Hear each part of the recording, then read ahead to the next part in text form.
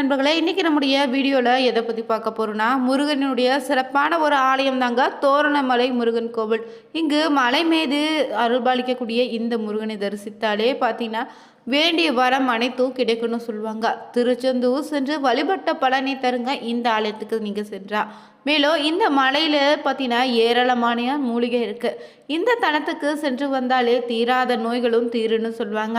193 படிகளை ஏறி சென்று தரிசிக்கும் இந்த கோவிலில் பார்த்தீங்கன்னா அகத்தியரும் தேரையரும் வழிபட்டதோடு திருமண குழந்தை வர தலமாகவும் இருக்குது.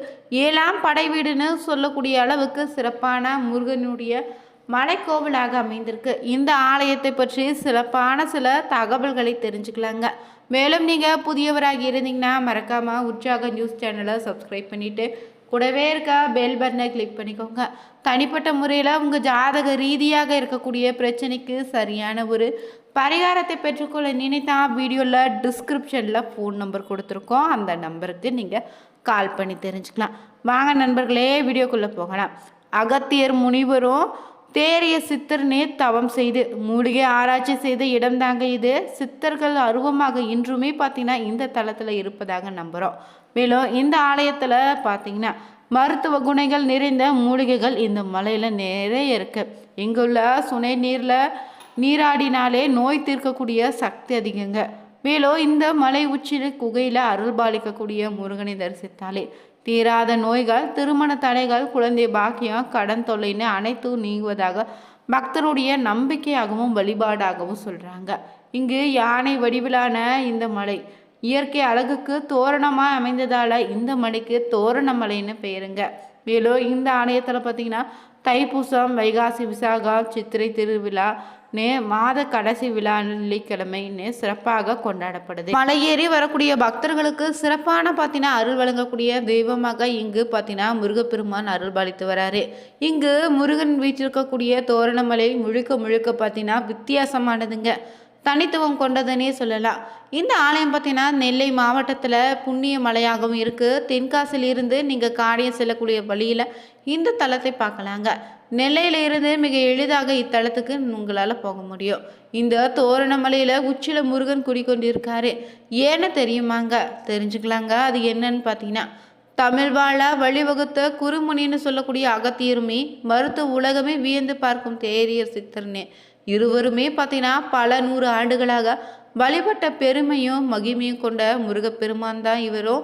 தமிழ்நாட்டில் இருக்கக்கூடிய நூற்றுக்கணக்கான முருகத்தலங்களில் 60 வீடுகளில் எந்த ஒரு தலத்துக்கு இல்லாத ஒரு சிறப்பு பார்த்தீங்கன்னா இந்த தலத்தில் இருக்குது.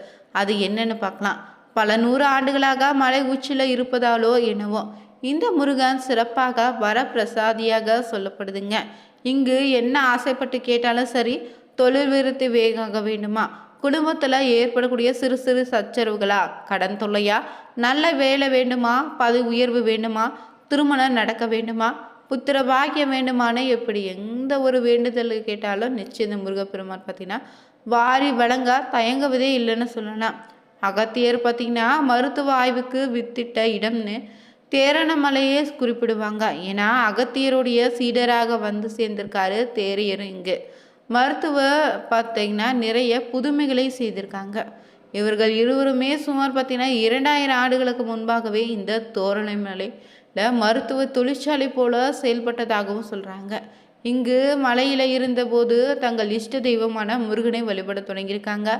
சில ஆண்டுகளுக்கு பிறகு அகத்தியர் தோரணமலையிலிருந்து பொதிகை மலைக்கு சென்று விட்டார்னோ சீட தேரையறியே அந்த தோரணமலையில் ஒரு பகுதியில் ஜீவசமாதி ஆகியிருக்காரு. ரொம்பவே சிறப்பான வழிபடப்பட்ட முருகன் பார்த்தீங்கன்னா கால ஓட்டத்தில் அருகில் இருக்கக்கூடிய சுனைக்குள்ளே போகும் நிலை ஏற்பட்டிருக்கு.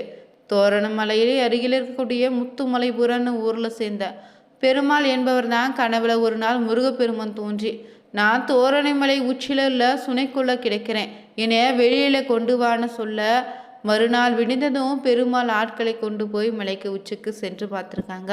சுனையில் உள்ள தண்ணீரை இறைத்து வெளியேற்றினாங்க. சொன்னபடியே அங்கே தோரணமலை முருகனும் அங்கே இருந்திருக்காரு. அந்த சிலையை எடுத்து மலை அடிவார குகையில் வைத்து வழிபட தொடங்கிட்டாங்க. இன்றும் அந்த சிலையை தோரணமலை சன்னிதானத்தில் மூலவராக நீங்கள் பார்க்கலாங்க. இங்கு பெருமாளின் மகனும் ஆசிரியருமான ஆதி நாராயணன் தோரணமலை முருகன் பற்றிய சிறப்புகளை பரப்ப தொடங்கிட்டாரு. அகத்தியரோட சித்த வைத்தியசாலை நடத்திய தளமாகவும் நூற்றுக்கணக்கான சித்தர்கள் சித்த வைத்தியம் கற்ற இடம்னு சொல்றாங்க. உலகில முதல் கபால அறுவை சிகிச்சை நடந்த களமாகவும் இந்த தோரணமலை முருகன் கோவில் மட்டிலைங்க பல அறுபடைகளையும் நடந்து வருது. குறிப்பாக சுற்று வட்டார பகுதி மாணவர்கள் போட்டி தேர்வுக்கு தயாராகக்கூடிய இடமாகவும் இளைஞர்கள் போலீஸ் இராணுவம் சீருடை பயணிக்கு தயாராகும் பகுதியாகவும் மாறி வருதுங்க இந்த ஒரு இடம். தென்திசையை சமன்படுத்திட ஈஸ்வரனால் அனுப்பப்பட்ட அகத்திய மாமுனியும் பார்த்தீங்கன்னா பொதிகை மலை வந்து தனது பணி முடிந்து திரும்பி செல்லும்போது தோரணமலையில் அழகையும் இங்குள்ள மூலிகையும் பார்த்துட்டு இங்கே சில காலம் தங்கியிருக்காரு. தான் தங்கியிருக்கும் போது பலவிதமான சித்த மூலிகை மருந்துக்களை ஆராய்ச்சி செய்து கண்டுபிடித்ததோடு இங்கு சித்த மடம் ஒன்றை கட்டி பல சித்தங்களையும் உருவாக்கினாருன்னு சொல்கிறாங்க. தீராத தலைவலியால் அவதிப்பட்ட கசிவர்மன மன்னனும் தலைவலியை நீக்க கபாலத்தை திறந்து அறுவை சிகிச்சையும் செய்திருக்காங்க. இந்த சிகிச்சையின் போது உடனிருந்து சிறப்பாக உதவிய சீடர் தான் தேரையருங்க. சித்தரோடு பொறுப்புகளை ஒப்படைத்துட்டு பின் அகத்தியர் இருப்பிடம் திரும்பியிருக்காரு. தேரைய சித்தரும் பார்த்தீங்கன்னா தனது சித்த வைத்தியத்தால் இந்த பகுதி மக்களுடைய அன்பை பெற்று நீண்ட காலம் வாழ்ந்து இங்கே ஜீவ சமாதியும் அடைந்திருக்காரு. அகத்தியரும் தேரையரும் தோரணமலையின் மீதுள்ள குகையில் வேலோடக்கூடிய முருகனை வணங்கி வந்திருக்காங்க. காலவட்டத்தில் எல்லாம் மங்கிடுச்சு. 1930ஆம் ஆண்டு இந்த மலை பக்கத்திலேயே இருக்கக்கூடிய முத்துமலைபுரம்னு கிராமத்தை சேர்ந்த பெருமாள் என்பவர் கனவுல தான் தோன்றிய முருகனும் தன் மலையில் இருக்கக்கூடிய சுனையில் இருப்பதாகவும் எடுத்து வழிபாடு செய்யுமாறு சொல்ல, இதை அடுத்து கிராமத்து மக்களோடு தோரணைமலை உச்சிக்கு சென்று அங்குள்ள சுனையில தேடி பார்த்தபோது கனவுல வந்த முருகன் இருப்பதை கண்டு மெய் சிலித்து போயிருக்காங்க. முருகனை எடுத்து சீராட்டி அங்கிருந்த குகைக்குள்ள வைத்து வழிபட தொடங்கிட்டாங்க. வழிபட்டவங்களுக்கு வேண்டிய வரத்தை முருகன் பார்த்தீங்கன்னா அள்ளித்தர பக்தர்களுக்கு கூட்டமும் இங்கு பெருகினுச்சு. பெருமாளுக்கு பிறகு அவரது பேரனும் பள்ளி ஆசிரியமான ஆதி நாராயணன் கோவில் நிர்வாக பொறுப்பை ஏற்றிருக்காரு. தோரணமலை முருகனை பார்க்க ஆரம்பத்துல மலைப்பாதி கரடு முரடாகதாக இருந்திருக்கு. ஏறி செல்வது ரொம்ப கடினமாகவே இருந்திருக்கு. ஆனா முருகனை வழிபட்டு பலன் பெற்ற பலருமே பார்த்தீங்கன்னா இங்கு தங்களுடைய நன்கொடையை செலுத்தி எளிதில் மலைக்கோவிலுக்கு செல்லக்கூடிய படிக்கட்டுகளோ நடுநடுவே ஓய்வெடுக்கக்கூடிய மண்டபமும் அமைத்திருக்காங்க.